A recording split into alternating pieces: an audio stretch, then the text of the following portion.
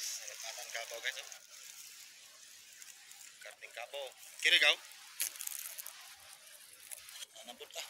Kini. Ano pagalata oh. Eh kanabo ni. Kanabo ba dagan?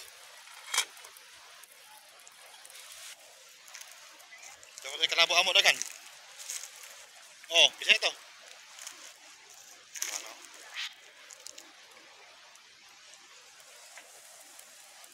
Sa ilalim mo tong kuan, itong mga dapat pitada. Stick. Oh, kada stick. Ini guys, apa nih? Ano po nih? Ay. Uy, pang kuan nih, pang bubis.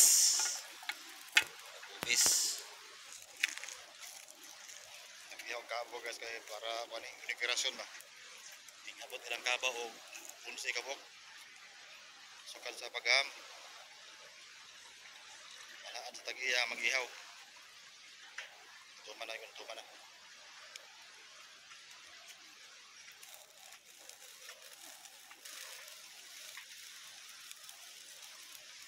Igagaw na nakatuka sa luto.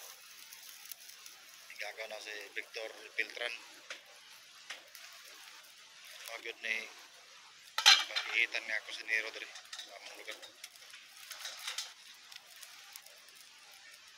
Bahin lang ang pagluto guys. Hindi siya may kuhaunon diri. Ang kasal, pilay kasal ka luto, 2,000. Imong luto, 2,000 lang. Depende sa putahe. Pero ang pinaka-upos, pinaka-minimum kuan. 4,000 kasal. 4,000 guys kay daman sa tao guys silver. Sa may mga tag silver. Ay doon sila, medyo mahal. Pero di mo magmahay guys, sulit kayo. Kay gugihan. Kung magluto nga. Ito. Para man, ang kini yung atuhon magluto. Ano nga makaon may mahay. Luwag ko, parang topar ko.